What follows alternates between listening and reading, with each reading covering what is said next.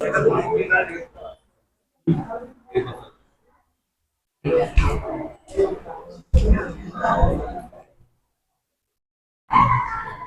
আছে, চলো খাতা বের করো। প্রত্যেকে প্রত্যেকে হেডিং দাও সংবিধান।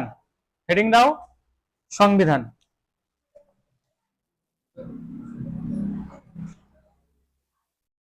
হেডিং দাও সংবিধান। আর সংবিধানকে ইংরেজিতে বলা হচ্ছে কনস্টিটিউশন। ইংরেজিতে কি বলা হচ্ছে? কনস্টিটিউশন। কনস্টিটিউশন। আচ্ছা চুপ করো একটু, হ্যাঁ কথা বলো না, ঠিক আছে? ইন্টারেস্টিং জায়গা, ভালো লাগবে, কোনো চাপ নেই, হ্যাঁ। আর জিকে পড়তে হবে, জিকে না পড়লে চাকরি পাওয়া কঠিন এখন।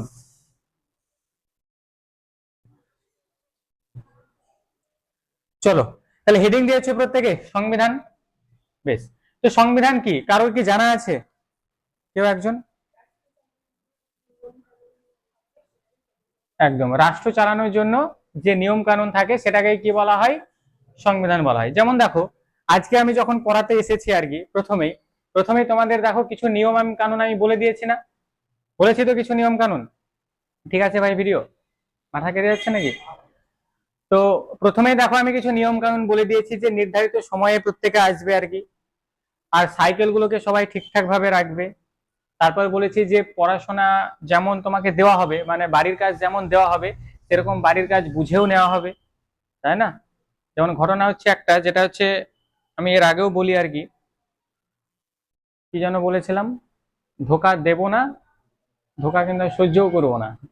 তার জন্য বাড়ির কাজ যা দেওয়া হবে, বাড়ির কাজ সেটা বুঝেও নেওয়া হবে। তারপর আমি কি বললাম? তারপর আমি বললাম হচ্ছে ওই ফোন নাম্বারটা নিয়ে আর কি, তাই না? এবার যে কথাগুলো আমি বলেছিলাম, বলো সেই কথাগুলো জরুরি ছিল কি ছিল না, মানে এই টিউশনটাকে পরিচালনা করার জন্য জরুরি ছিল তো? যে তোমরা নির্ধারিত সময়ে আসবে, সাইকেল গুলোকে ঠিকঠাক ভাবে রাখবে আর কি, বাড়ির কাজ যেমন দেওয়া হবে সেরকম করবে আর কি, মানে যা কিছু আমি ইনস্ট্রাকশন দিয়েছি সেগুলো যদি না থাকে আর কি, তাহলে টিউশনটা ঠিকঠাক ভাবে চলবে না আর কি। চলবে কি? ভাবে আমাদের যে দেশটা রয়েছে সেই দেশটাকে সঠিকভাবে চালানোর জন্য কিছু নিয়ম আছে, বা কিছু কি রয়েছে, ইনস্ট্রাকশন আছে, কিছু নিয়ম রয়েছে যে আমাদের দেশটাকে চালাবে আর কি। তো সেই যে ইনস্ট্রাকশন বা তার যে নিয়ম, সেই নিয়মের যে বইটা আছে না, সেই বইটার নাম কি? সংবিধান। মানে আমাদের যে দেশটা রয়েছে সেই দেশটা কিভাবে চলবে, মানে দেশটাকে চালানোর জন্য তো কিছু নিয়ম কানুন রয়েছে। যে আমাদের দেশের সবার উপরে কে থাকবে? রাষ্ট্রপতি থাকবে, প্রধানমন্ত্রী থাকবে, তাদেরকে ভোটের মাধ্যমে নিয়োগ করা হবে, লোকসভা ভোট হবে, রাজ্যসভা ভোট হবে, সরি রাজ্যসভা নয়, বিধানসভা ভোট হবে। অর্থাৎ আমাদের যে রাষ্ট্রটা রয়েছে সেই রাষ্ট্রটাকে পরিচালনা করার জন্য যে নীতিগুলো রয়েছে বা যে নিয়মগুলো রয়েছে, সেই নিয়মগুলো যে বইয়েতে লেখা থাকে, যে বইয়েতে লেখা থাকে সেই বইটার নাম কি? সেই বইটার নামই হচ্ছে সংবিধান। সেই বইটার নাম কি? সেই বইটার নামই হচ্ছে সংবিধান। ক্লিয়ার? এবার এই সংবিধান প্রধানত দুই রকমের হয়ে থাকে।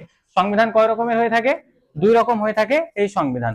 তো প্রথমটা যদি দেখো, এই সংবিধানকে দুটো ভাগে আমরা ভাগ করছি।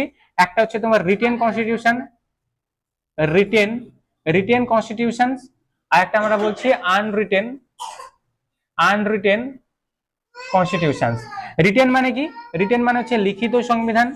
রিটেন মানে কি? লিখিত সংবিধান। আর আনরিটেন সংবিধান, আনরিটেন কনস্টিটিউশন মানে কি?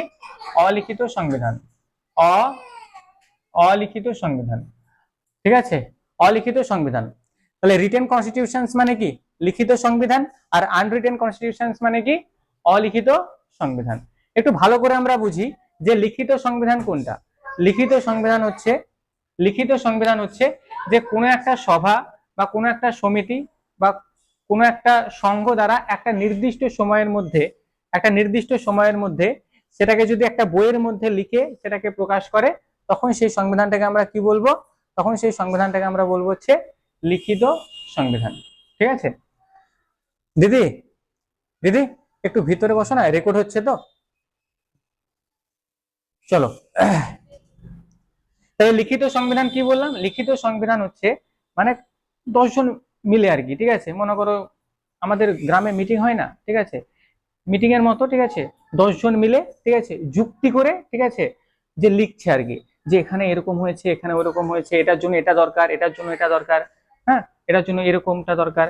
তো একজন বা একাধিক ব্যক্তি, একজন তো নয়, একাধিক ব্যক্তি একটি নির্দিষ্ট জায়গায় বসে একটা নির্দিষ্ট সময়ের মধ্যে, একটা নির্দিষ্ট সময়ের মধ্যে যে লিখিত যে রূপটা বা লিখিত যে দস্তাবেজটা আর কি, সেটাকে আমরা কি বলবো, লিখিত সংবিধান। আর এই লিখিত সংবিধান হচ্ছে আমাদের ভারতবর্ষের যে সংবিধানটা, সেটা হচ্ছে কি সংবিধান বলতো, লিখিত সংবিধান। ভারতবর্ষের যে সংবিধান সেটা হচ্ছে লিখিত সংবিধান। তো তোমাদের প্রশ্ন আসবে হচ্ছে যে লিখিত সংবিধান কোন কোন দেশে রয়েছে, ঠিক আছে, লিখিত সংবিধান কোন কোন দেশে রয়েছে।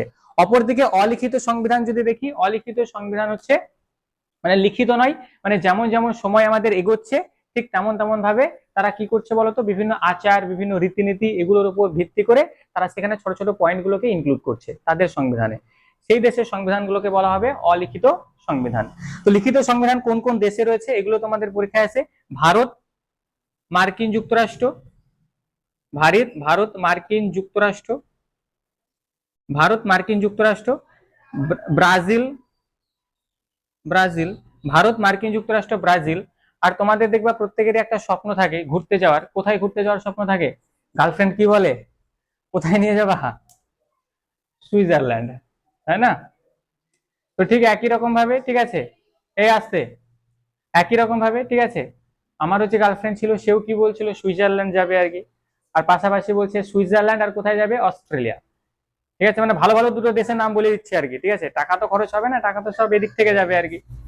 তো স্বাভাবিকভাবেই বুঝতেই পারছো তার দুটো বক্তব্য, সেটা হচ্ছে কি সুইজারল্যান্ড আর কোথায় যাবে, অস্ট্রেলিয়া। কিন্তু আমি বলছি আফগানিস্তান আর পাকিস্তান নিয়ে যাবো। ঠিক আছে, তাহলে এটুকুই মাথায় রাখবা যে লিখিত সংবিধান কোথায় কোথায় আছে। ভারত মার্কিন যুক্তরাষ্ট্র, ব্রাজিল, সুইজারল্যান্ড। মানে গার্লফ্রেন্ড কি বলছে কোথায় যাব, সুইজারল্যান্ড যাবো আর কি। সুইজারল্যান্ড আর কোথায় যাবো বলছে, অস্ট্রেলিয়া। সুইজারল্যান্ড আর অস্ট্রেলিয়া যাবো বলছে। আর আমি কি বললাম ওকে, যে না গো ওখানে হবে না গো, কোথায় হবে, হবে হচ্ছে পাকিস্তান, হবে হচ্ছে পাকিস্তান। পাকিস্তান আর কোথায় হবে, আফগানিস্তান, আফগানিস্তান।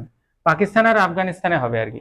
তবে দেখো লিখিত সংবিধান কোথায় কোথায় রয়েছে, ভারত মার্কিন যুক্তরাষ্ট্র, Brazil, Switzerland, Australia, Pakistan, Afghanistan, এই সকল দেশে লিখিত সংবিধান রয়েছে। মানে একটা স্বভাব, একটা সমিতি বা কতগুলো লোক এক জায়গায় বসে লিখেছে, লিখে লিখে একটা নির্দিষ্ট সময়ের মধ্যে লিখে যে সংবিধান তৈরি করা হয়েছে সেটাকে কি বলা হচ্ছে, লিখিত সংবিধান। তোমাদের লিখিত সংবিধান কি সেটা প্রশ্ন আসবে না, কিন্তু প্রশ্ন আসবে যে লিখিত সংবিধান কোথায় বা কোন দেশে রয়েছে। ভারতে রয়েছে লিখিত সংবিধান, এবং আমাদের ভারতের সংবিধান হচ্ছে বিশ্বের সবচেয়ে জটিল এবং সবচেয়ে কঠিন সংবিধান, ভারতের সংবিধান। ভারত মার্কিন যুক্তরাষ্ট্র, Brazil, Switzerland, Australia, Pakistan, Afghanistan, এখানে কি সংবিধান রয়েছে, লিখিত সংবিধান। অপরদিকে যদি দেখো অলিখিত সংবিধান কোথায় কোথায় পাবা, অলিখিত সংবিধান তোমরা পাবা হচ্ছে ব্রিটেন, ব্রিটেন। আর এবছর ফিফা ওয়ার্ল্ড কাপ কে নিল, স্পেন। তাহলে ব্রিটেনে রয়েছে, স্পেনে রয়েছে, কানাডাতে রয়েছে। তাহলে ব্রিটেন, স্পেন, কানাডা, তারপর হচ্ছে তোমাদের ইউকে, ইউকে ইউকে মানে কি, ইউনাইটেড কিংডম, মানে হচ্ছে যুক্তরাজ্য যেটাকে বলা হয়, মানে লন্ডন আমরা বলতে পারি যুক্তরাজ্য, যুক্তরাজ্য মানে এর যে ক্যাপিটাল সেটা হচ্ছে লন্ডন, অনেক সময় লন্ডন অপশনে থাকে, যুক্তরাজ্য। এছাড়া রয়েছে সৌদি আরব, সৌদি আরব, সৌদি আরব। আর কে রয়েছে, ইসরায়েল, সৌদি আরব, ইসরায়েল, মোটামুটি এগুলো আর কি। ঠিক আছে, তাহলে দেখো অলিখিত সংবিধান কোন কোন দেশে পাবা, একটা পাবা হচ্ছে ব্রিটেনে, স্পেনে, কানাডাতে, ইউকেতে, যুক্তরাজ্যে বা যুক্তরাজ্যের রাজধানী হচ্ছে লন্ডন, সৌদি আরব, ইসরায়েল। এগুলোতে আমরা যে সংবিধান দেখতে পাবো সেটা হচ্ছে কি, অলিখিত সংবিধান। তাহলে দেখো সংবিধান কি, সংবিধান হচ্ছে আমাদের দেশটাকে পরিচালনা করার জন্য যে নিয়ম কানুনের সমষ্টি, সেই নিয়ম কানুনের সমষ্টিকে বলা হচ্ছে সংবিধান। ক্লিয়ার? একটা দেশকে চালানোর জন্য যে সমস্ত নিয়ম কানুন থাকে সেই নিয়ম কানুনের সমষ্টিকে কি বলা হয়, সংবিধান বলা হয়। আর সংবিধান দুই প্রকার, একটা হচ্ছে রিটেন আর একটা হচ্ছে আনরিটেন। রিটেন সংবিধান কোথায় কোথায় রয়েছে জানতে হবে, আর আনরিটেন কনস্টিটিউশন কোথায় কোথায় রয়েছে সেটা তোমাদেরকে জানতে হবে। আশা করি এটুকু ক্লিয়ার। আমি যেমন যেমন বলবো তোমরা এভাবে লিখতে থাকবে, আর আমি ক্লাস যেহেতু রেকর্ডেড করছি আমি তোমাদের রেকর্ড দিয়ে দেবো, কোনো অসুবিধা নেই। ঠিক আছে, কিন্তু বোঝার প্রতি একটু বেশি ধ্যান দেবে। তো প্রথম ক্লাস হয়তোবা একটু বোরিংনেস লাগলেও লাগতে পারে, কারণ এখানে বিভিন্ন ফ্যাক্টস গুলো রয়েছে, মানে বিভিন্ন লেখা তথ্যগুলো রয়েছে যেগুলো এক্সামে বারবার আসে, সেগুলো সব লিখবো। তো চলো তারপর আমি চেষ্টা করছি বোরিংনেস যাতে না থাকে। এটুকু লেখা হয়ে গেছে আশা করি প্রত্যেকের। হ্যাঁ, লেখা না হলে সমস্যা নেই, আমি তোমাদেরকে রেকর্ডেড ক্লাস দিয়ে দেবো। এবার এই যে সংবিধান রয়েছে, এই সংবিধানের ইতিহাসটা আমরা জানবো। সংবিধানের ইতিহাস, হিস্ট্রি। এই সংবিধানের ইতিহাস কি? সংবিধানের ইতিহাস, আমাদের এই যে সংবিধানটা রয়েছে, সংবিধানটা নিশ্চয়ই একদিনে চলে আসলো না আর কি। সংবিধানের ইতিহাস কি রয়েছে? তো সংবিধানের ইতিহাস পড়তে গেলে আমি একটু ব্যাকগ্রাউন্ডে যাচ্ছি। তোমরা জানো যে সালটা হচ্ছে কত? 1757 সালের 23শে জুন। 1757 সালের 23শে জুন। 1757 সালের 23শে জুন কি ঘটনা ঘটেছিল বলতো? পলাশির যুদ্ধ, তাই তো? যেটা পলাশির প্রান্তরে ভাগীরথী নদীর তীরে নবাব সিরাজদৌল্লা, বাংলার শেষ স্বাধীন নবাব নবাব সিরাজদৌল্লা এবং মানে ব্রিটিশদের যে গভর্নর ছিল আর কি, রবার্ট ক্লাইভের মধ্যে যুদ্ধ হয় আর কি, যা ইতিহাসে পলাশির যুদ্ধ নামে পরিচিত। এবং সেই পলাশির যুদ্ধে কে জেতে? পলাশির যুদ্ধে ব্রিটিশরা জেতে। এবং ব্রিটিশরা জেতার পর ঠিক কিছু বছর পরে, মানে হচ্ছে 1764 সালে আরো একটা যুদ্ধ হয়। 1764 সালে কিসের যুদ্ধ হয়? বক্সারের যুদ্ধ হয়। এগুলো আমি হিস্ট্রিতে একদম ডেপথে গিয়ে পড়াবো আর কি। তো 1764 সালে কি হচ্ছে? বক্সারের যুদ্ধ। সেটা ব্রিটিশ এবং মীর কাসিম, সুজাউদ্দৌলা আর হচ্ছে তোমার শাহ আলম দ্বিতীয়, এদের মধ্যে হচ্ছে আর কি। এই বক্সারের যুদ্ধের পর আমরা যদি আমাদের বাংলা জোনটা যদি দেখি, বাংলা যে জোনটা, এই টোটালটা হচ্ছে কি বাংলা জোন আর কি, যেটা বর্তমানে বিহার, বাংলাদেশ, উড়িষ্যা, ঝাড়খণ্ড এসব মিলিয়ে অবস্থিত। তো এই দুটো যুদ্ধ হওয়ার পর ব্রিটিশরা এই জায়গায় একদম মনে করো ব্যাপকভাবে ক্ষমতায় চলে আসে বাংলাতে। ঠিক আছে, বাংলাতে ব্যাপকভাবে ক্ষমতায় চলে আসে। এখানে যদি দেখো মারাঠা যুদ্ধ আমি পুড়িয়েছিলাম, মারাঠাদেরকে ক্যাপচার করে। মারাঠার উপরে কে ছিল? মহীশূর ছিল। সেখানে মহীশূর টোটাল 4টে যুদ্ধ হয়েছিল। ঠিক আছে, মানে মহীশূরদেরকে কি করে, মানে মাইশোরকে ক্যাপচার করে। এখানে যদি দেখো পাঞ্জাব ছিল, সেখানে তোমার দিলীপ সিং, রঞ্জিত সিং এদেরকে পরাজিত করে। এখান থেকে কোহিনুর হীরা নিয়ে পালিয়ে যায় ওরা। মানে এই ঘটনার পর যদি দেখো ব্রিটিশরা কি করছে আমাদের ভারতবর্ষে, মানে 1757 সালের পর থেকে ভারতবর্ষে ব্রিটিশরা প্রায় 200 বছর শাসন করে, প্রায় 200 বছর, তাই না? ব্রিটিশরা কত বছর শাসন করছে? প্রায় 200 বছর শাসন করছে। তাহলে ব্রিটিশরা যখন শাসন করছে আর কি, ব্রিটিশরা শাসন চলাকালীন 1857 সালে একটা বিদ্রোহ হয়েছিল, তার নাম কি? মহাবিদ্রোহ। এবং সেই মহাবিদ্রোহ কিন্তু ব্রিটিশরা জিতে যায়, হেরে যায় না। হ্যাঁ, কিন্তু মহাবিদ্রোহ এমন একটা বিদ্রোহ ছিল যেখানে ব্রিটিশদের যে ভিতটা ছিল সেই ভিতটাকে কাঁপিয়ে দেয়, এবং ব্রিটিশরা বুঝতে পারে যে এরপর আস্তে আস্তে আমাদেরকে এখান থেকে কেটে উঠতে হবে, অর্থাৎ এখান থেকে পালিয়ে যেতে হবে। তারপর ইন্ডিয়ান ন্যাশনাল কংগ্রেস প্রতিষ্ঠিত হয়। এগুলো হিস্ট্রিতে একদম ডেপথে জানবে আর কি। তারপর কি হয়? ইন্ডিয়ান ন্যাশনাল কংগ্রেস প্রতিষ্ঠিত হয়। তারপর তোমরা জানো যে আমাদের বিভিন্ন যে স্বাধীনতা সংগ্রামীগণ যারা ছিল, মহাত্মা গান্ধী, নেতাজি সুভাষ চন্দ্র বসু, তাই না, লালা লাজপত রায়, আহ দাদাভাই নৌরোজি, ঠিক আছে, প্রমুখ স্বাধীনতা সংগ্রামী ছিল আর কি। তাদের ব্যাপক প্রচেষ্টায় আর কি 1947 সালের 15ই আগস্ট গিয়ে আমাদের ভারতবর্ষ স্বাধীন হয়। এবার আমাদের ভারতবর্ষ যখন স্বাধীন হচ্ছে, স্বাধীন হওয়ার আগে পর্যন্ত কাদের রুল চলছিল ভারতবর্ষে? ব্রিটিশদের রুল। তাহলে ভারতবর্ষ যখন স্বাধীন হয়ে গেল, তখন তো তাহলে ভারতবর্ষের একটা রুল নিয়ে আসতে হবে, মানে ভারতবর্ষের একটা নিজস্ব কি করতে হবে? সংবিধান নিয়ে আসতে হবে, নিজস্ব একটা নিয়ম কানুন নিয়ে আসতে হবে না? তো এই নিয়ম কানুন নিয়ে আসার জন্য উনিশশো উনিশশো 1934 সালে ভারত স্বাধীন হয়েছিল। কবে ভারত স্বাধীন হয়েছিল? 1947 সালে। এবার 1947-এ গিয়ে তো স্বাধীন হয়েছে, আর স্বাধীন হওয়ার আগে কিন্তু কি বলতো, একদিনে কি স্বাধীন হয়ে গেছে? আস্তে আস্তে স্বাধীন হয়েছে আর কি। যে ব্রিটিশরা বুঝতে পেরেছে যে আস্তে আস্তে এখান থেকে আমাদেরকে কেটে উঠতে হবে, এখান থেকে আমাদেরকে পালিয়ে যেতে হবে, আর কিচ্ছু করার নাই, এখানে আমাদের আর থাকা চলবে না।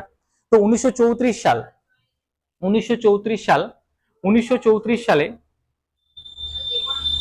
চৌত্রিশ সালে মানবেন্দ্রনাথ রায় মানো মানবেন্দ্রনাথ রায় 1934 সালে মানবেন্দ্রনাথ রায়, ইনি হচ্ছেন প্রথম যিনি বলছেন যে সংবিধানের প্রয়োজনীয়তা রয়েছেন। মানে সংবিধান রচনার দাবি কে তোলেন? প্রথম সংবিধান রচনার দাবি তোলেন হচ্ছে 1934 সালে। কে দাবি তোলে? মানবেন্দ্রনাথ রায়। এই মানবেন্দ্রনাথ রায় ছিল আমাদের যে কমিউনিস্ট পার্টি অফ ইন্ডিয়া, মানে সিপিআই, এর একজন সদস্য। কে ছিলেন? সদস্য ছিলেন হচ্ছে মানবেন্দ্রনাথ রায়। এই মানবেন্দ্রনাথ রায় 1934 সালে প্রথম সংবিধান রচনার প্রয়োজনীয়তা নিয়ে কথা বলছেন, বলছে যে সংবিধান দরকার, ভারত তো স্বাধীন হবে আর কি। এবার স্বাধীন হওয়ার আগে তো একটা মহল হয়ে যায় না? যেমন মনে করো কোনো কিছু একটা ফেমাস কিছু একটা হবে আর কি, ঠিক আছে, ফেমাস কিছু হবে, তার আগে দেখবা তার প্রচার হয়ে যায়, ঠিক আছে, হাওয়া দেখবা গরম হয়ে যায়। যেমন এর আগে আমরা যখন আন্দোলন করছিলাম আর কি, ঠিক আছে, আমাদের টেট নিয়ে একটা আন্দোলন হচ্ছিল। তো তখন আন্দোলন হতে হতে এমন একটা আবহাওয়া চলে এসেছে যে না, এবার আমাদের ইন্টারভিউ নোটিশ দিতে বাধ্য আর কি, মানে আগে আমরা আভাস পেয়ে গেছি যে এবার আমাদের ইন্টারভিউ নোটিশ দিতে বাধ্য আর কি। মানে ওটা এখনো হয়নি, কিন্তু আভাসটা দেখবো আগেই আমরা পেয়ে যাই। ভূমিকম্প হলে আভাসটা আগেই পেয়ে যায় না একটু, ঠিক আছে? তো ঠিক ওইরকমই যে কোনো একটা ঘটনা ঘটবে তার আভাসটা আগেই পাওয়া যায়। এবার স্বাধীন 1947 সালে হবে আর কি। বা আর একটা ভালো একটা উদাহরণ দিয়ে দিই আর কি। যেমন মনে করো ফুটবল ম্যাচ হচ্ছে আর কি, বা ক্রিকেট হচ্ছে, ঠিক আছে, ক্রিকেট ম্যাচ হচ্ছে। এবার 1 ওভারে মনে করো 2 রান দরকার, বা 1 ওভারে 1 রান দরকার, ঠিক আছে। তাহলে ব্যাটিং যে পক্ষ রয়েছে, ব্যাটিং পক্ষ তো ওরা কিন্তু সেই মানে হিফিফুরে করতে শুরু করে দেবে। ম্যাচ কিন্তু জেতে নেই এখনো, কিন্তু হিফিফ করতে শুরু করে দেবে না। 1 ওভারে 1 রান দরকার, ওটা কোনো ব্যাপার? যদিও হয় না, কিন্তু 1 ওভারে 1 রান দরকার মানে কোনো ব্যাপারই না আর কি, ঠিক আছে। জেতনি, কিন্তু কিন্তু জেতার আগেই কি তোমরা নাচতে শুরু করে দিয়েছো, ঠিক সেম ঘটনা। 1947 গিয়ে কি হয়েছে, ভারত স্বাধীন হয়েছে। কিন্তু ভারত যে স্বাধীন হবে এটা তো বুঝতে পেরেই গেছে যে ভারত স্বাধীন হবে, আর ব্রিটিশদের এখানে থাকার কোন রকম কোনো কিছু নেই আর কি, ওদেরকে কেটে উঠতেই হবে এখান থেকে। তো 1934 সালে মানবেন্দ্রনাথ রায় ইনি সংবিধান রচনার প্রয়োজনীয়তা নিয়ে প্রথম দাবি তোলেন। এবং তার পরের বছরই মানে হচ্ছে 1935 সালে, তার পরের বছরই 1935 সালে সেটা হচ্ছে কি আমাদের যে আইএনসি রয়েছে, ইন্ডিয়ান ন্যাশনাল কংগ্রেস, মানে ভারতীয় জাতীয় কংগ্রেস, সেই ভারতীয় জাতীয় কংগ্রেসেও এটা পাশ হয়ে যায়। আমাদের যে ভারতের জাতীয় কংগ্রেস ছিল, সেই ভারতের জাতীয় কংগ্রেসেও কি হচ্ছে, এটা ভারতের জাতীয় কংগ্রেসেও এটা পাশ হয়ে যায়। বোঝা গেল? তাহলে 1934 সালে মানবেন্দ্রনাথ রায় সংবিধান রচনার প্রয়োজনীয়তা নিয়ে প্রথম দাবি তোলে, এবং 1935 সালে জাতীয় কংগ্রেসেই পাশ হয়ে যায়। এবং তারপরে যদি দেখো 1940 সালে ব্রিটিশরা একটা প্রস্তাব নিয়ে আসে, তার নাম হচ্ছে আগস্ট প্রস্তাব। আগস্ট আগস্ট প্রস্তাব নিয়ে আসে ব্রিটিশরা, কি নিয়ে আসে, একটা প্রস্তাব নিয়ে আসে, সেটা কি আগস্ট প্রস্তাব। এই আগস্ট প্রস্তাবে কি বলা হচ্ছে, বলা হচ্ছে যে তোমরা যারা ভারতীয় আছো না, তাদেরকে কি দিয়ে দেবো, তাদেরকে ডোমিনিয়ন স্টেট দিয়ে দেবো, তোমাদেরকে ডোমিনিয়ন স্টেট দেব, ডোমিনিয়ন স্টেট, ডোমিনিয়ন স্টেট দিয়ে দেব। আমাদের যে ভাইসরয় পরিষদ রয়েছে, ভাইসরয় ভাইসরয় যে পরিষদ রয়েছে, সেই ভাইসরয় পরিষদে তোমাদের সংখ্যা বাড়িয়ে দেব, কিন্তু সংবিধানটা আমরা তৈরি করব, তাই বলছি ওরা। সংবিধান আমরা তৈরি করব, সংবিধানটাকে আমরা তোমাদেরকে তৈরি করতে দেব না, সংবিধানটা আমরা তৈরি করব। কারা বলছে 1940 সালে আগস্ট প্রস্তাবে, কারা বলছে, ব্রিটিশরা বলছে যে ডোমিনিয়ন স্টেট দিয়ে দেবো। ডোমিনিয়ন স্টেট মানে কি, ডোমিনিয়ন স্টেট মানে হচ্ছে আংশিক স্বাধীনতা, আংশিক স্বাধীনতা দেব। ভাইসরয় যে পরিষদ রয়েছে সেখানে ভারতীয়দের সংখ্যাটাকে বাড়িয়ে দেবো, আর সংবিধান আমরাই বানাবো। কিন্তু একটু যদি আমি মনে করিয়ে দিই, আমাদের জাতীয় কংগ্রেসের একটা অধিবেশন হয়েছিল, সেটা হচ্ছে 1929 সালে। 1929 সালে কোথায় হয়েছিল, লাহোরে হয়েছিল, লাহোরে অধিবেশন হয়েছিল। এবং এখানে সভাপতিত্ব কে করেছিল, পণ্ডিত জওহরলাল নেহেরু। পণ্ডিত জওহরলাল নেহেরু এখানে কি করছে, সভাপতিত্ব করছে। তো পণ্ডিত জওহরলাল নেহেরু এই 1929 সালে বলেই দিয়েছিল, কি বলে দিয়েছিল বলতো, মানে ডিসেম্বর মাসে কি হয়, 1929 সালের ডিসেম্বর মাসে মানে জাতীয় কংগ্রেসের সভাগুলো অনুষ্ঠিত হয়।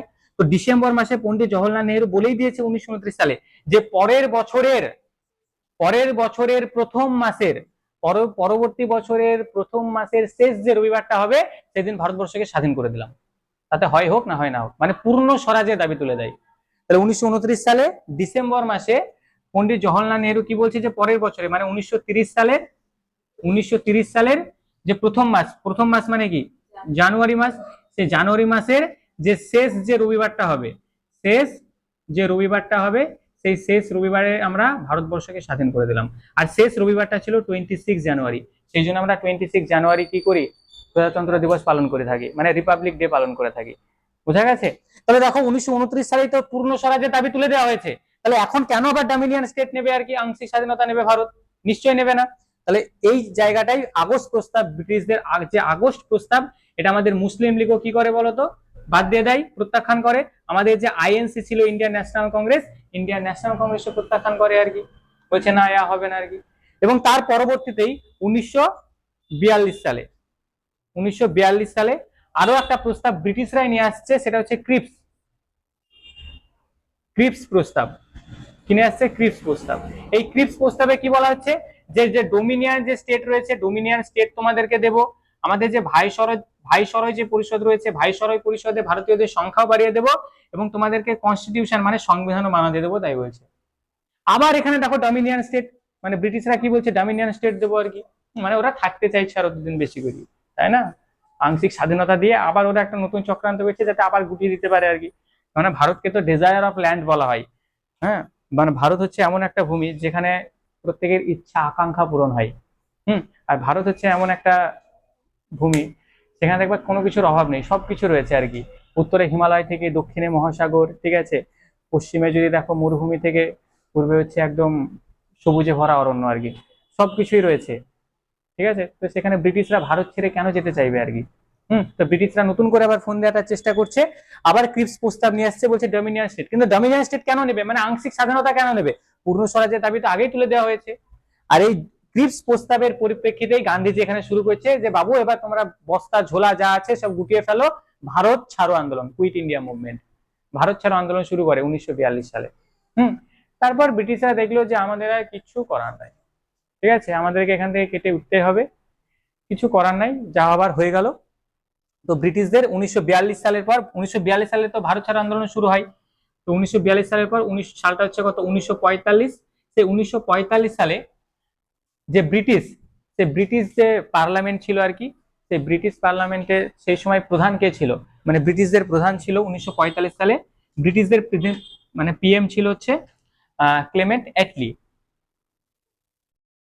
Clement Clement Attlee, Atlee, Clement Attlee. তো এই ক্লেমেন্ট এটলি বলছে আর ভারতবর্ষে স্বাধীন করা যাবে না গো, এই শাসন করা যাবে না।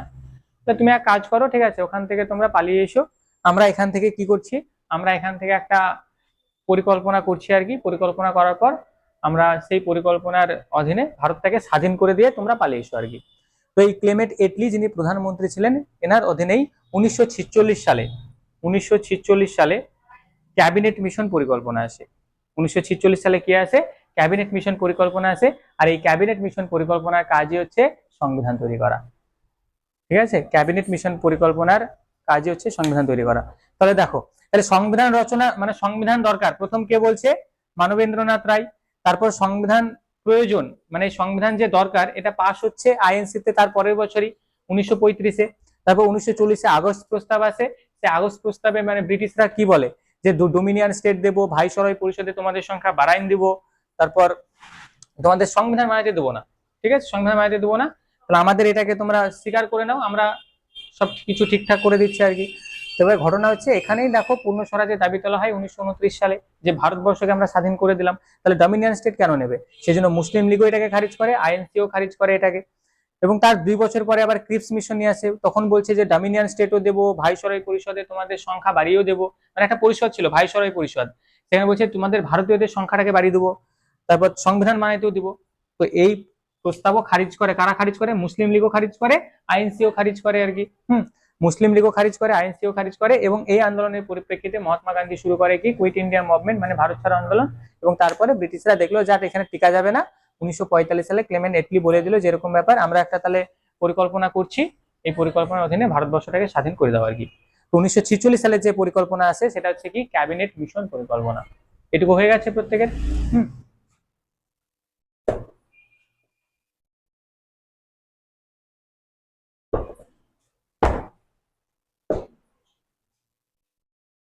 দেখো, তাহলে 1946 সালের যদি কথা বলি, 1946 সালে, তাহলে 1946 সালে যে পরিকল্পনাটা আসছে সেটা হচ্ছে কি ক্যাবিনেট মিশন পরিকল্পনা, cabinet cabinet mission cabinet mission পরিকল্পনা,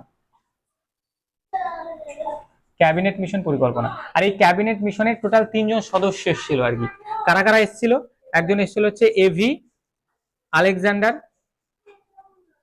এভি আলেকজান্ডার, এভি আলেকজান্ডার আছে। আর হচ্ছে তোমার স্ট্যাফোর্ড, স্ট্যাফোর্ড ক্রিপস আছে, স্ট্যাফোর্ড ক্রিপস। আর হচ্ছে Pethick Lawrence, Pethick Pethick Lawrence, এরা 3 জন আছে। আর পেথিক লরেন্স কে ছিল বলতো? চেয়ারম্যান। পেথিক লরেন্স কে ছিল? চেয়ারম্যান ছিল। ক্লিয়ার? তো এরা 3 জন আছে ক্যাবিনেট মিশন পরিকল্পনার 3 জন সদস্যের মধ্যে। একজন হচ্ছে কি এভি আলেকজান্ডার, একজনের নাম হচ্ছে কি স্ট্যাফোর্ড ক্রিপস, একজনের নাম হচ্ছে স্ট্যাফোর্ড ক্রিপস, আর একজনের নাম কি পেথিক লরেন্স। এরা 3 জন আসে, এবং এদের কাজ কি ছিল? সংবিধানটাকে তৈরি করা। এবং এই ক্যাবিনেট মিশন পরিকল্পনার অধীনেই আমাদের যেটা তৈরি হচ্ছে সেটা হচ্ছে কি সংবিধান সভা, সংবিধান সভা বা গণপরিষদ, সংবিধান সভা বা গণপরিষদ। কি তৈরি হচ্ছে এর অধীনে? সংবিধান সভা বা গণপরিষদ। এবং এই সংবিধান সভা বা গণপরিষদের টোটাল সিট কতগুলো ছিল? টোটাল সিট যদি দেখি, টোটাল সিট ছিল হচ্ছে 389টা। টোটাল সিট কতগুলো ছিল? 389টা। এবার 389টা সিটে এবার ভোট হবে আর কি।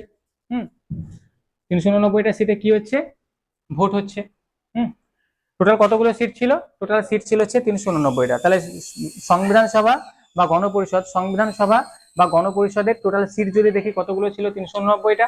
আর এই 389টার মধ্যে তোমার 296টা ছিল হচ্ছে 296টা ছিল হচ্ছে যে সমস্ত জায়গায় ব্রিটিশরা শাসন করতো সেই অঞ্চল থেকে আর কি। যেমন দেখো, আমরা যদি আমাদের ভারতবর্ষটা যদি দেখি না, সব জায়গায় কিন্তু ব্রিটিশরা শাসন করতো না। যেমন মেন মেন জায়গা, যেমন এখানে হচ্ছে তোমার কি ভোপাল, আজমির, আমাদের যে বাংলা, ঠিক আছে, এদিকে মারাঠা, পাঞ্জাব, এই সমস্ত জায়গায় কি করতো? এই সমস্ত জায়গায় ব্রিটিশরা শাসন করতো, সব জায়গায় কিন্তু শাসন করতো না। যেমন এখানে যদি দেখো, জুনাগড়ে শাসন করতো না ব্রিটিশরা, সেখানে জুনাগড়ে স্বাধীনভাবে রাজা শাসন করতো।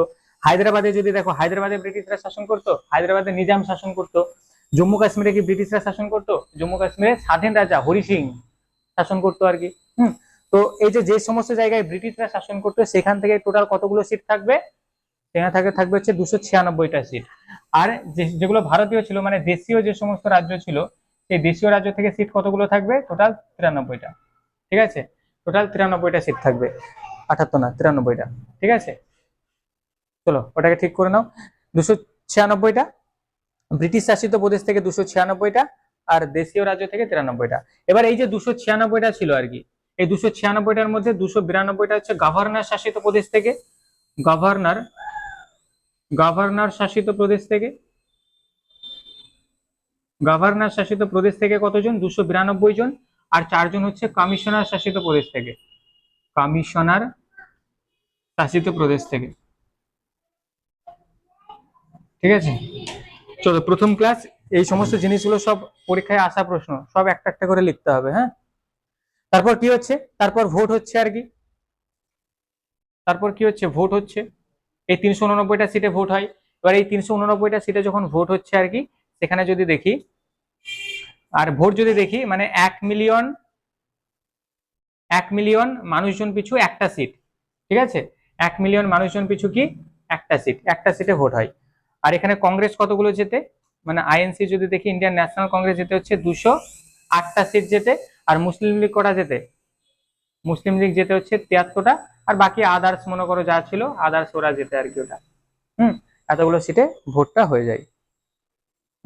এবার ভোট যখন হয়ে যায়, ইন্ডিয়ান ন্যাশনাল কংগ্রেস এতগুলো 208টা ভোট সিট তারা জিতে যায়।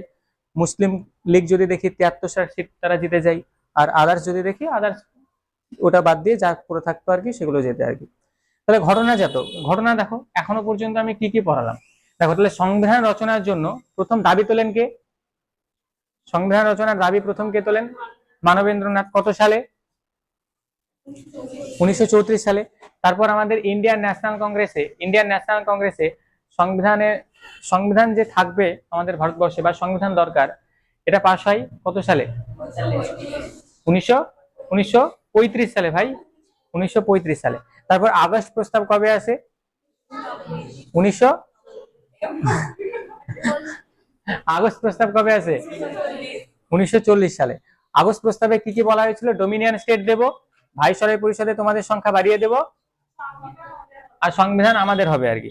কিন্তু সংবিধান ওদের কেন হবে আর কি? কেননা বললাম না যে 1929 সালে কি বলেছে পন্ডিত জওহরলাল নেহরু? পূর্ণ স্বরাজের দাবি তো তুলেই দিয়েছে, যে পূর্ণ আমার ভারতবর্ষকে স্বরাজ মানে স্বাধীন করে দিলাম। তো স্বাভাবিকভাবে কি হয়? আগস্ট প্রস্তাব বাতিল করে দেয়, ইন্ডিয়ান ন্যাশনাল কংগ্রেসও বাতিল করে, আবার আমাদের যে গণপরিষদ রয়েছে, এই মুসলিম লীগ রয়েছে, মুসলিম লীগও বাতিল করে। তারপর ক্রিপস মিশন পরিকল্পনা কবে আসে? 1942 সালে। আর ক্রিপস মিশন পরিকল্পনাও কি হয়? বাদ দিয়ে দেয়। কারা কারা বাদ দিয়ে দেয়? মুসলিম লীগ আর আইএনসি দুজনেই বাদ দিয়ে দেয় আর কি। এবার তারপরে ব্রিটিশরা দেখলো আমাদের আর কিছু করার নাই, অনেক চেষ্টা করা হলো, এবার আমাদেরকে পালিয়ে যেতেই হবে।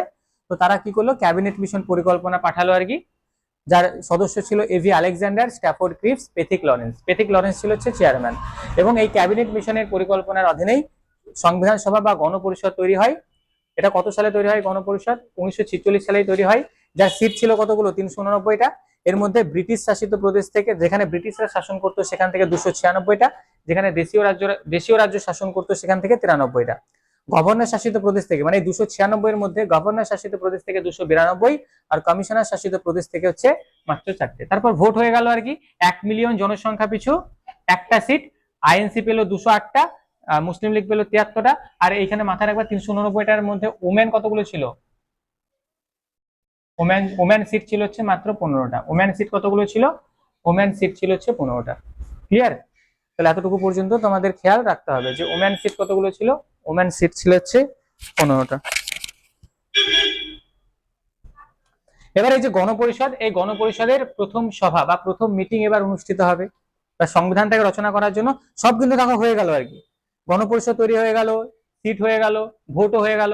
এবার সবাই মিলে বসে পড়বে মিটিং এ, কি করবে? সংবিধানটাকে লেখার জন্য। ঠিক আছে? এবার সবাই মিলে কি করছে? মিটিং এ বসছে আর কি, এটাকে লেখার জন্য। তাহলে এই যে গণপরিষদ, এই গণপরিষদের টোটাল মিটিং কতগুলো হয়েছিল? টোটাল মিটিং কতগুলো হয়? টোটাল মিটিং হয় হচ্ছে 11টা।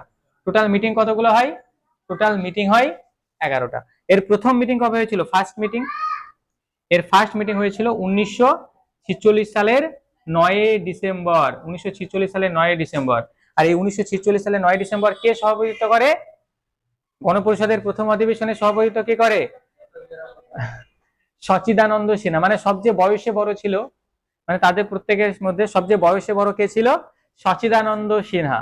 তো 1946 সালে 9 ডিসেম্বর সভাপতিত্ব করছে কে? সচিদানন্দ সিনহা। সচিদানন্দ সিনহা সেখানে সভাপতিত্ব করছে। এবং সচিদানন্দ সিনহা সবচেয়ে কি ছিল? বয়সে বয়োজ্যেষ্ঠ ছিল, মানে সবচেয়ে বড় ছিল। এবং তার ঠিক 2 দিন পরেই গণপরিষদের সেকেন্ড অধিবেশন হচ্ছে 1946 সালের 11ই ডিসেম্বর। এবং এই 11ই ডিসেম্বর সভাপতিত্ব কি করছে? রাজেন্দ্র প্রসাদ। আর সচিদানন্দ কিন্তু অস্থায়ী ছিল, স্থায়ী নয়, অস্থায়ী ছিল, সবচেয়ে বয়োজ্যেষ্ঠ। আর 1946 সালের 11ই ডিসেম্বর স্থায়ী সভাপতি হিসেবে কে নিয়োগ হচ্ছে? স্থায়ী সভাপতি কে হচ্ছে? ডক্টর রাজেন্দ্র প্রসাদ। ডক্টর রাজেন্দ্র প্রসাদ। এবং সহ সভাপতি কারা হয়? সহ সভাপতি, ঠিক আছে, ভিটি কৃষ্ণমাচারী, ভিটি কৃষ্ণমাচারী এবং হরেন্দ্র কুমার মুখার্জি। হরেন্দ্র কুমার মুখার্জি। হরেন্দ্র কুমার মুখার্জি। তো দেখো গণপরিষদের দুটো অধিবেশন, এই দুটো অধিবেশন একটু খেয়াল রাখো। তাহলে গণপরিষদের ফার্স্ট মিটিং কবে হয়েছিল? গণপরিষদের ফার্স্ট মিটিং হয়েছিল 1946 সালের 9 ডিসেম্বর। সেখানে সভাপতিত্ব কে করছে? সেখানে সভাপতিত্ব করছে সচিদানন্দ সিনহা। তবে সচিদানন্দ সিনহা কি স্থায়ী সভাপতি ছিল? স্থায়ী ছিল না, অস্থায়ী ছিল। এবং তিনি সবচেয়ে বয়োজ্যেষ্ঠ ছিলেন বলে তাকে সভাপতিত্বের পদটা দেওয়া হয়েছে। আর সেকেন্ড মিটিং কবে হয়? 11 ডিসেম্বর। তার ঠিক 2 দিন পরেই 11 ডিসেম্বর সেকেন্ড মিটিং হচ্ছে। এবং সেই সেকেন্ড মিটিং এ গণপরিষদের যে স্থায়ী সভাপতি, সেই স্থায়ী সভাপতি নির্বাচন করা হচ্ছে। গণপরিষদের স্থায়ী সভাপতি কে ছিল? ডক্টর রাজেন্দ্র প্রসাদ। আর সহ সভাপতি গুলো কারা কারা ছিল? ভিটি কৃষ্ণমাচারী এবং হচ্ছে হরেন্দ্র কুমার মুখার্জি। বলো ক্লিয়ার? সব সব পরীক্ষা এসছে একটা একটা করে, একটা বাদ দেন না।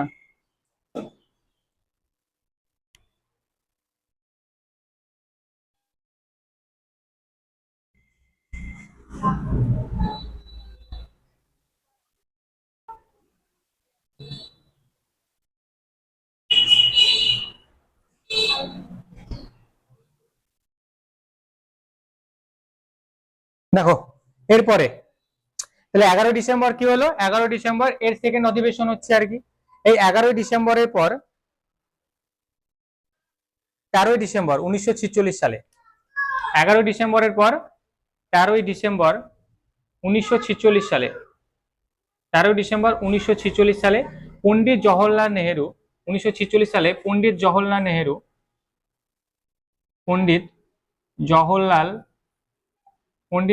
নেহেরু কি করছে?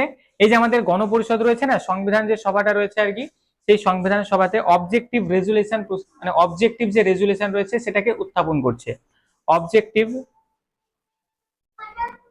Objective resolution.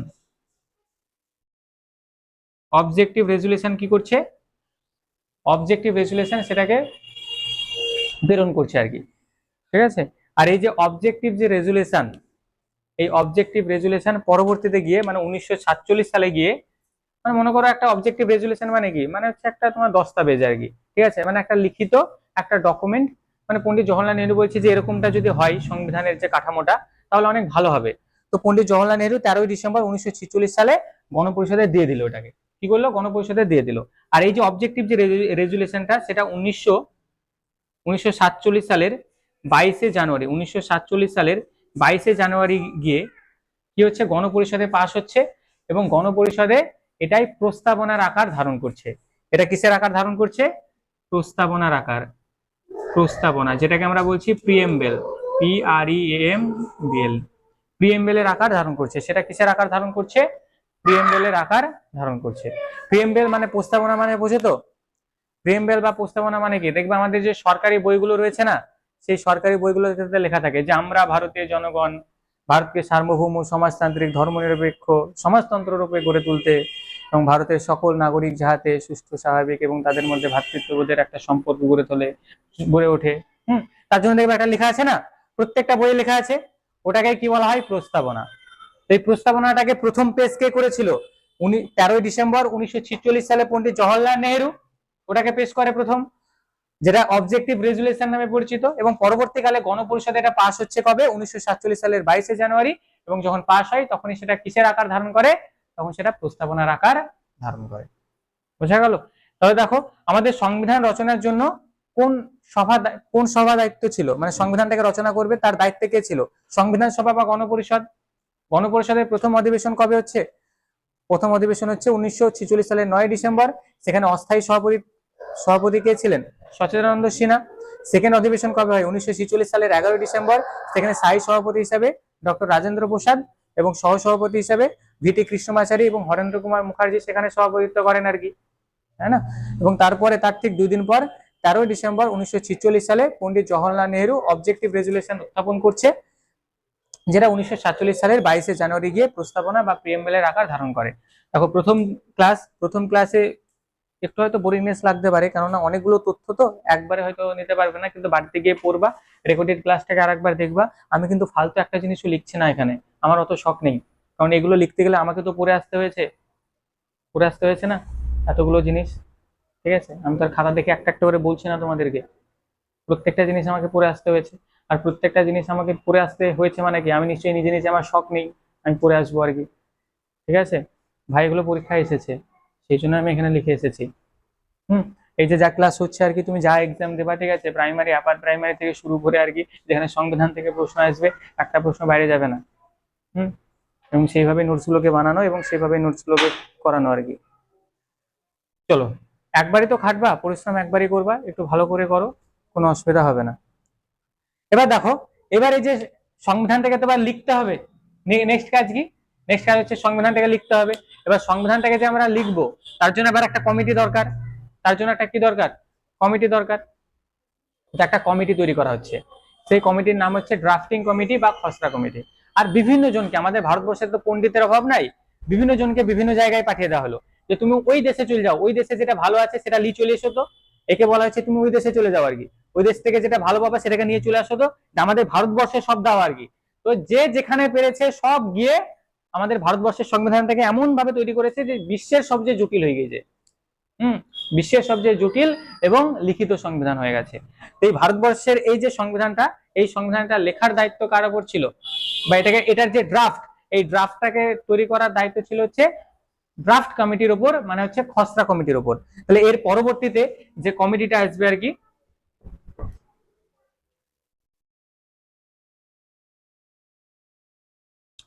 এর পরবর্তীতে যে কমিটিটা আসছে আর কি, সেটা হচ্ছে draft committee. Draft committee, COMMI এই বানানটাকে দেখে রাখবা, WP দিয়ে থাকে বানান টেস্টে, COMMI তো ড্রাফট কমিটি, যেটাকে আমরা কি বলছি, খসড়া কমিটি, ড্রাফট কমিটি বা খসড়া কমিটি। আর এই ড্রাফট কমিটি বা খসড়া কমিটির কাজ কি ছিল, আমাদের সংবিধানের যে ড্রাফটটা রয়েছে না, সেই ড্রাফটটাকে তৈরি করা, সংবিধানের কি তৈরি করা, সংবিধানের যে ড্রাফট রয়েছে সেটাকে তৈরি করা। আর এর চেয়ারম্যান কে ছিল? ড্রাফট কমিটির টোটাল 7 জন সদস্য ছিল, 7 জন সদস্য ছিল। আর এই 7 জন সদস্যের মধ্যে প্রধান কে ছিল? 1 নম্বর সদস্য ছিল ডক্টর বি আর আম্বেদকর। ডক্টর বি আর আম্বেদকর, ডক্টর আম্বেদকর ছিল হচ্ছে এর সভাপতি। ডক্টর বি আর আম্বেদকর কি ছিল? এর সভাপতি। ক্লিয়ার? সেই জন্য ডক্টর বি আর আম্বেদকরকে কি বলা হচ্ছে? সংবিধানের জনক বলা হচ্ছে। ঠিক আছে, কারণ ড্রাফটিং যে কমিটি ছিল, ড্রাফট যে কমিটি ছিল, সেই ড্রাফট কমিটির প্রধান কে ছিল? ড্রাফট কমিটির প্রধান ছিল হচ্ছে ডক্টর বি আর আম্বেদকর। সেই জন্য ডক্টর বি আর আম্বেদকরকে সংবিধানের কি বলা হচ্ছে? জনক বলা হচ্ছে। তাহলে 7 জন সদস্য ছিল। আরো কারা কারা ছিল? আরো ছিল হচ্ছে আল্লাদি কৃষ্ণস্বামী আইয়ার, আল্লাদি কৃষ্ণস্বামী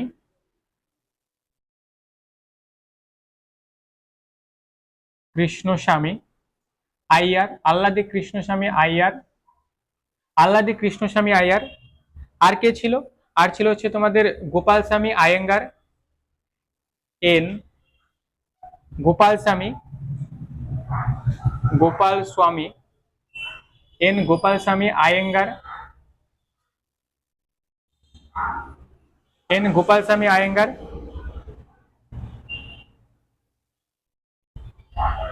কে M Munshi, K M Munshi, K M Munshi,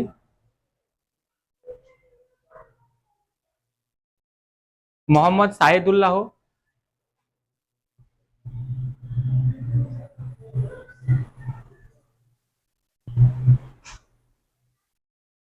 Mohammad Saadullah, Mohammad Saadullah.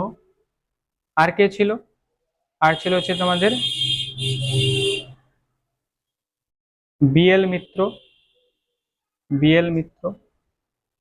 আর ছিল হচ্ছে তোমার একজন কে ছিল?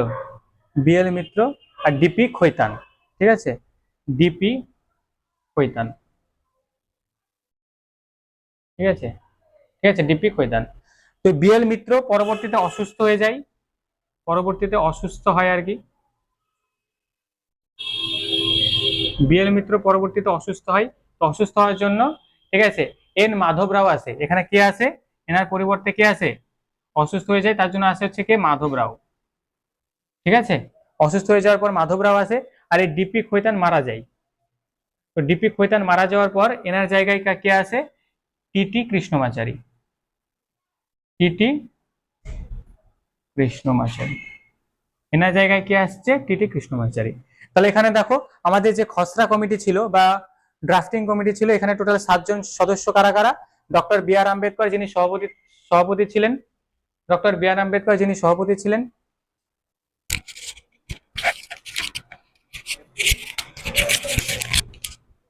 তারপরে যদি দেখি Alladi Krishnaswamy Iyer, N Gopalaswami Ayyangar, K M Munshi, Mohammad Saadullah, BL Mitra. এবং বিএল মিত্র অসুস্থ হওয়ার পর মাধব রাও সেই স্থানে বসে। আর ডিপি খৈতান ইনি মারা যাওয়ার পর তার স্থানে টিটি কৃষ্ণমাচারী আসে। এই হচ্ছে কি খসড়া কমিটির 7 জন সদস্য। প্রত্যেকটা জিনিসে মাথায় রাখতে হবে। এবং নেক্সট কি হয়? নেক্সট এদের এরা তো এই কাজ করে ফেললো, ঠিক আছে। এবার টোটাল এরা সময় কতটুকু লাই সংবিধানটাকে তৈরি করার জন্য, মানে সংবিধানটাকে বানানোর জন্য? হ্যাঁ, প্রায় 3 বছর না 1.5 বছর? বলো কতদিন লাগে? লেখা হয়ে গেছে তো এগুলো? বেশ, তাহলে বলো তো আমাকে যে গণপরিষদের ফার্স্ট মিটিং কবে হয়েছিল? গণপরিষদের ফার্স্ট মিটিং কবে হয়? ফার্স্ট মিটিং হয় হচ্ছে, গণপরিষদের ফার্স্ট মিটিং হয় 9ই ডিসেম্বর, 9ই ডিসেম্বর 1946 সালে। এখানে অস্থায়ী সভাপতি কে ছিলেন? সচ্চিদানন্দ সিনহা। আচ্ছা, সেকেন্ড অধিবেশন কবে হয়? 11ই ডিসেম্বর, 11ই ডিসেম্বর সেকেন্ড অধিবেশন হয়। আর এখানে স্থায়ী সভাপতি হিসাবে কে নির্বাচিত হন? আর সহসভাপতি কারা কারা ছিলেন? কে কে ছিল? কৃষ্ণমাচারী আর হরেন্দ্র কুমার মুখার্জি। আর টোটাল গণপরিষদের অধিবেশন কতগুলো হয়েছিল? গণপরিষদের অধিবেশন কতগুলো হয়েছিল? টোটাল অধিবেশন হয়েছিল 11টা। তাহলে এটা ফার্স্ট, এটা সেকেন্ড, আর সবার লাস্ট মানে 11তমটাকে মাথায় রাখো। 11তম অধিবেশন কবে হয়েছিল? 11তম অধিবেশন হয়েছিল 1950 সালের 24 জানুয়ারি। 1950 সালের 24 জানুয়ারি কি হলো বলতো? 1950 সালের 24 জানুয়ারি গণপরিষদের লাস্ট অধিবেশন হয়। আর লাস্ট অধিবেশনের ঠিক একদিন পরেই মানে 24 জানুয়ারি লাস্ট অধিবেশন হয়ে গেল, 25 জানুয়ারি 26 জানুয়ারি সংবিধানটাকে কার্যকর করে দেওয়া হয়। ঠিক আছে। আর এই যে টোটাল এই যে কত সালে শুরু হয়েছিল সংবিধান তৈরির কাজ? 9 ডিসেম্বর তৈরি হয়েছিল। 9 ডিসেম্বর 1946 সালে শুরু হয়েছে। আর শেষ কবে হচ্ছে? 1950 সালে 24 জানুয়ারি। টোটাল সময় যদি দেখি মানে ওটাকে টোটালি ঠিকঠাক করতে সময় লেগেছিল, মানে টাইমের যদি কথা বলি, সংবিধান তৈরি করতে সময় লেগেছিল 2 বছর 11 মাস 2 বছর 11 মাস 18 দিন, মানে প্রায় 3 বছর, প্রায় 3 ইয়ার, মানে 2 বছর 11 মাস 18 দিন সময় লাগে। কতদিন সময় লাগে সংবিধানটা তৈরি করতে? সংবিধানটা তৈরি করতে সময় লাগে 2 বছর 11 মাস 18 দিন। ক্লিয়ার? আর আমাদের সংবিধানটা গণপরিষদে গৃহীত হয় কবে? গৃহীত হয় তাহলে গণপরিষদের সংবিধান আমাদের গৃহীত হচ্ছে, সংবিধান গৃহীত হয় হচ্ছে 1949 সালের 26শে নভেম্বর। 26শে নভেম্বর গৃহীত হয়, NOVEM, নভেম্বর গৃহীত হয়। আর সংবিধানটা কার্যকর কবে হচ্ছে? 1950 সালের 26শে জানুয়ারি। 1950 সালের 26শে জানুয়ারি কার্যকর হয়। ঠিক আছে। 1950 সালের 26শে জানুয়ারি কার্যকর হয়। আর এর মাঝেই যদি দেখো, এর মাঝেই কি হয়? এর মাঝেই 1947 সালের একটা হচ্ছে 14ই আগস্ট, আর একটা হচ্ছে কি 15ই আগস্ট। 15ই আগস্ট। তো 14ই আগস্ট কি হয়? পাকিস্তান স্বাধীন হয়। পাকিস্তান স্বাধীন হয় না, পাকিস্তান নতুন একটা রাষ্ট্ররূপে জন্মগ্রহণ করে। 14ই আগস্ট কি হয়? পাকিস্তান নতুন একটা রাষ্ট্র হিসেবে কি করে? জন্মগ্রহণ করে। আর 15ই আগস্ট যদি দেখি ভারত স্বাধীন হয়। তাহলে ভারতের ছেলেকে পাকিস্তান, মানে যেদিন ভারত স্বাধীন হয় সেদিন পাকিস্তানের কি হয়? তার আগের দিন এই পাকিস্তানের জন্ম হয়। ভারত যেদিন স্বাধীন হয় তার আগের দিন কি হয়? পাকিস্তানের জন্ম হয়। তাহলে 1947 সালের 14ই আগস্ট কি হচ্ছে? পাকিস্তানের জন্ম হয়। আর 1947 সালের 15ই আগস্ট কি হয়? ভারত স্বাধীন হয়। ঠিক আছে। এবার ভারত স্বাধীন হচ্ছে কত সালে? 1947 সালের 15ই আগস্ট। মানে এই দিনটাকে আমাদেরকে মনে রাখতে হবে, কিছু করার নাই। আবার আরেকটা ঘটনা দেখো, আমাদের এই সংবিধানের শেষ অধিবেশনটা কবে হয়েছিল? 24শে জানুয়ারি, গণপরিষদের শেষ অধিবেশন। তো 24শে জানুয়ারি শেষ অধিবেশন হলো, কার্যকর কিন্তু এই দিনই করে দিতে পারতো, কিন্তু ওই যে লাহোর অধিবেশন 1929 সাল, 26শে জানুয়ারি পন্ডিত জওয়াহরলাল নেহরু পূর্ণ স্বরাজের দাবি তোলে, ওই দিনটাকে স্মরণ করে একদিন পরে 26শে জানুয়ারি সেটাকে কার্যকর করা হয়। বোঝা গেল? 26শে জানুয়ারি সেটাকে কি করা হচ্ছে? কার্যকর করা হচ্ছে। চলো, সব লেখা হয়ে গেছে। 26শে জানুয়ারি সেটাকে কি করা হচ্ছে? কার্যকর করা হচ্ছে।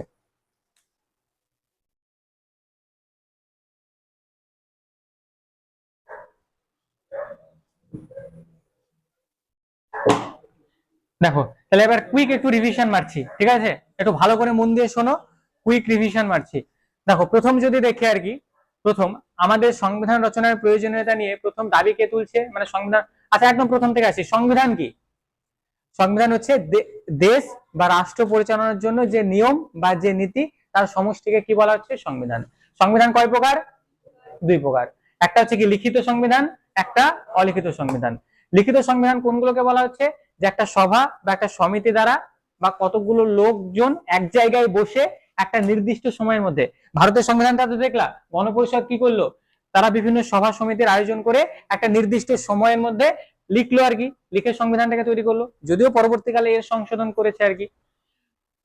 তো একটা সভা সমিতি বা সংঘ দ্বারা একটা নির্দিষ্ট সময়ের মধ্যে লিখে যে সংবিধান তৈরি করা হচ্ছে তাকে কি বলা হচ্ছে? লিখিত সংবিধান। আর অলিখিতটা হচ্ছে যেমন যেমন সময় এগোচ্ছে তেমন তেমন ভাবে লেখা হচ্ছে, তবে বিভিন্ন আচার আচরণ রীতিনীতি ওগুলোর উপর ভিত্তি করে।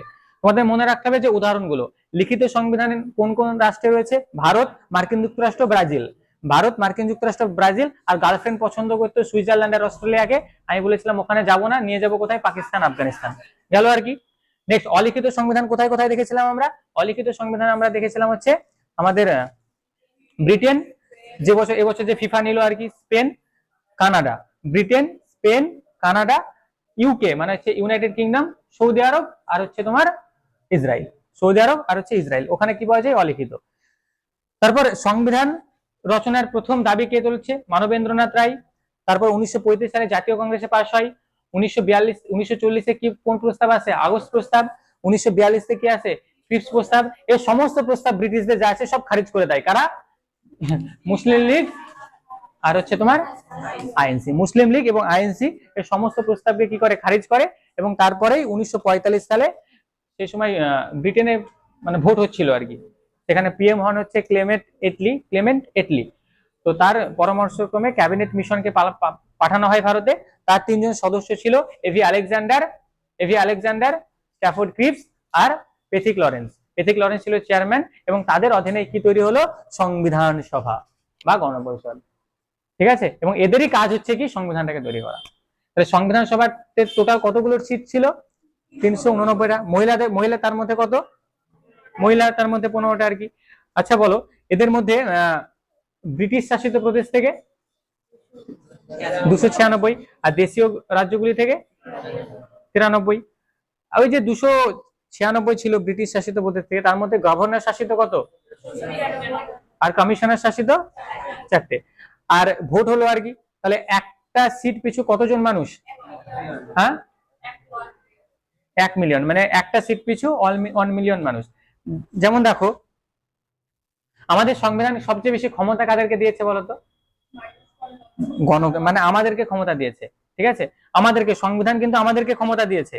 এবার আমরা সবাই মিলে যদি চলে যাই মনে করো দিল্লিতে, বা দিল্লিতে গিয়ে যদি আমি বলি আমার পায়খানা পাইনি আর কি, ঠিক আছে, আমার এই চাঁদপুর থেকে মাইনপুর একটা ব্রিজ দরকার আর কি, এ বলবে আমি ঘর পাইনি, এ বলবে আমি অন্নপূর্ণা ভান্ডার পাইনি আর কি। তাহলে বিভিন্ন জন বিভিন্ন রকম দাবি নিয়ে ওখানে পৌঁছাবে আর কি, তাই না?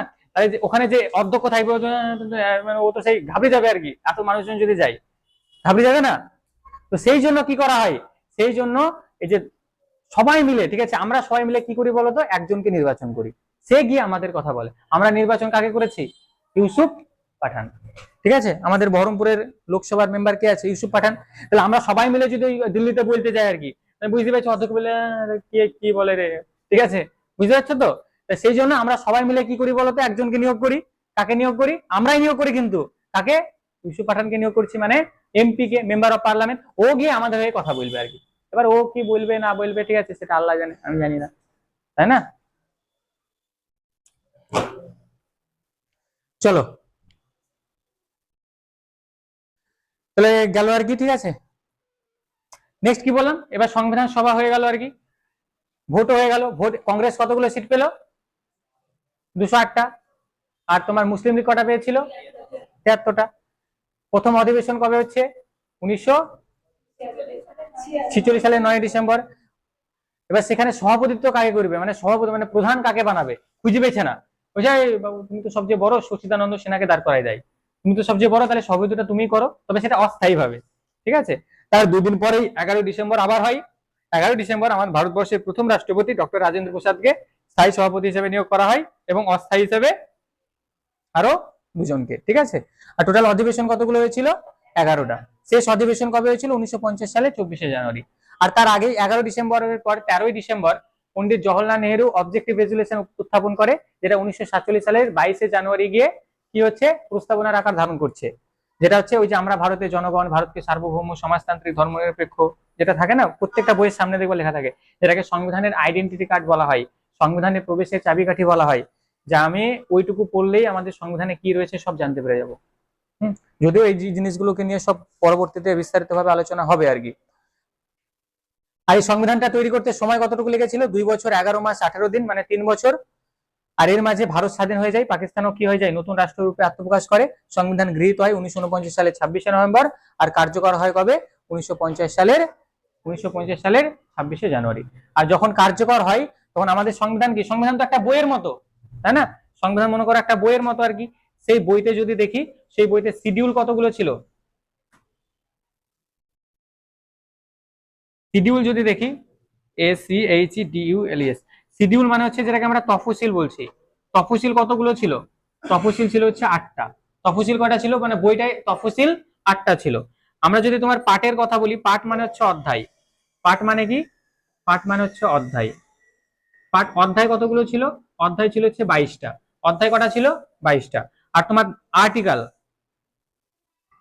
আর্টিকেল মানে কি? ধারা। ধারা নাম শুনোনি? আর্টিকেল। তো ধারা কতগুলো ছিল? 395টা প্লাস ছিল। কিন্তু এগুলো বর্তমানে বেড়ে গিয়ে কতগুলো হয়ে গেছে? 8টা তফসিল বেড়ে গিয়ে কটা হয়ে গেছে? 12টা। 22টা পার্ট বেড়ে গিয়ে কটা হয়ে গেছে? 25টা। 395টা আর্টিকেল বেড়ে গিয়ে কটা হয়ে গেছে? মোটামুটি প্রায় 400, 448টা প্লাস। অনেক অনেক বইয়ে 470টাও দেওয়া থাকে, 448টা প্লাস এগুলো হয়ে গেছে। মানে এই হচ্ছে টোটাল আমাদের বইটা। যে শিডিউল কটা আছে এখন বর্তমানে? 12টা। পার্ট কটা আছে? 25টা। আর তোমার আর্টিকেল কতগুলো রয়েছে? 448টা প্লাস আর্টিকেল রয়েছে। বোঝা গেল? এখান থেকে আরো কয়েকটা জিনিস একটু খেয়াল রাখবা। একটা হচ্ছে এই যে 24শে জানুয়ারি আমরা যেটা বললাম না, 1950 সালে 24শে জানুয়ারি, এই 24শে জানুয়ারি কি করা হয়? আমাদের যে ন্যাশনাল সং রয়েছে এবং ন্যাশনাল যে অ্যানথেম রয়েছে এই দুটোকেই স্বীকৃতি দেওয়া হয়। একটা হচ্ছে কি national song, NATIONAL, national song. National song কি বলো? ন্যাশনাল সং জনগণ মন অধিনায়ক জয়। ন্যাশনাল সং বাবু এটা না, বন্দে মাতরম ন্যাশনাল সং। কে গেয়েছিল? মানে কোথা থেকে নেওয়া হয়েছে? বঙ্কিমচন্দ্রের আনন্দ মাঠ থেকে নেওয়া হয়েছে। তাহলে ন্যাশনাল সং হচ্ছে কি বন্দে মাতরম, ঠিক আছে? আর ন্যাশনাল অ্যানথেম,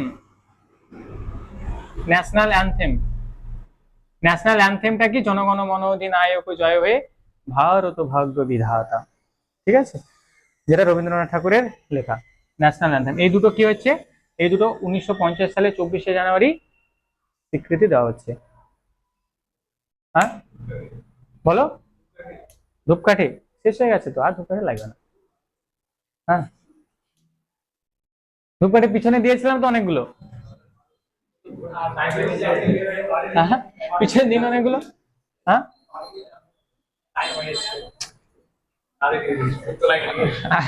আরেকটু আছে ধরো। এই যে সংবিধানটাকে, সংবিধানটাকে কে লিখেছিল বলো তো?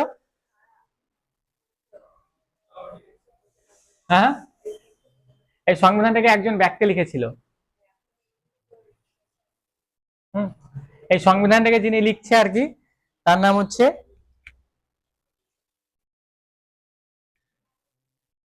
সংবিধানটাকে লেখেন কারা? লেখেন হচ্ছে প্রেম বিহারী নারায়ণ রায়জাদা। প্রেম বিহারী নারায়ণ রায়জাদা। প্রেম বিহারী নারায়ণ রায়জাদা। সংবিধানটাকে লেখেন কে? প্রেম বিহারী নারায়ণ রায়জাদা। আর এই যে লিখেছিলেন প্রেম বিহারী নারায়ণ রায়জাদা, ইনি কি কোন ল্যাঙ্গুয়েজে লিখেছিলেন? ইংলিশে লিখেছিলেন। আর এটাকে হিন্দিতে ট্রান্সলেট কে করে? হিন্দিতে ট্রান্সলেট করে হচ্ছে বসন্ত কুমার, বসন্ত কুমার, বসন্ত কুমার বৈদ্য। হিন্দিতে ট্রান্সলেট কে করে? বসন্ত কুমার বৈদ্য। আর এটাকে সাজানোর কাজ কে করেছিল? সাজানো মানে ডেকোরেটের কাজ, মানে ঠিকঠাক ভাবে যেটা সব আছে তো, সাজানোর কাজ কে করছে? নন্দলাল, নন্দলাল বোস। সাজানোর কাজ কি করছে? নন্দলাল বোস। তাহলে এই তিনটে জিনিসই তোমরা খেয়াল রাখবা, এই তিনটে জিনিস, ঠিক আছে? নন্দলাল বোস। তা দেখো আমরা, মানে এই যে সংবিধানটাকে লেখেন কে? প্রেম বিহারী নারায়ণ রায়জাদা। সেটাকে হিন্দিতে ট্রান্সলেট কে করে? বসন্ত কুমার বৈদ্য। আর সাজানোর কাজটা কে করে? নন্দলাল বোস। সাজানোর কাজটা কে করে? নন্দলাল বোস। আমি ক্লাসে রেকর্ডেড দেবো, কিন্তু আজকের ক্লাসে একটুখানি জিনিস হয়নি, অনেকগুলো জিনিস হয়েছে। কিন্তু আমি পরবর্তী দিন এখান থেকে মক টেস্ট কিন্তু নিয়ে নেব, যেটা এর আগের ব্যাচগুলোতে যেটা হয়েছে আর কি। যেমন যে টপিকটা আমি জিকের পড়াই, সেই টপিকটা পরবর্তী দিন মক টেস্ট আমি নিই আর কি। মক টেস্ট অবশ্যই অনলাইনে হবে। তো এখান থেকে তোমাদের মক টেস্টের যে লিঙ্ক সেটা আমি প্রোভাইড করে দেবো। তোমরা প্রথমে এখান থেকে মক টেস্ট দেবে আর কি। তো যা প্রশ্ন বলেছি, ঠিক আছে, একদম স্টেপ বাই স্টেপ ভালো করে বুঝে মুখস্থ করে আসবা, ভালো করে বুঝে মুখস্থ করে আসবা। মনে থাকবে তো? এখান থেকে যেন কোনো রকম কোনো দ্বিধা যেন না থাকে। খুব কষ্ট করে পড়াচ্ছি, এই কষ্টের দাম কিন্তু দিতে হবে। চলো তাহলে সংবিধানের প্রথম ক্লাস, এটা হচ্ছে সংবিধান রচনার পটভূমি। পরবর্তী দিন আমরা এই যে সংবিধানের যে শিডিউল গুলো রয়েছে, পার্ট গুলো রয়েছে, অধ্যায় বা ধারাগুলো রয়েছে, এগুলোকে নিয়ে বিস্তারিত ভাবে আলোচনা করব, ঠিক আছে? যা কিছু বলা হলো রিভিশনও করিয়ে দিয়েছি, আশা করি সমস্যা হবে না। চলো পঙ্কজ, হ্যাঁ রেকর্ডিংটা অফ করে দাও।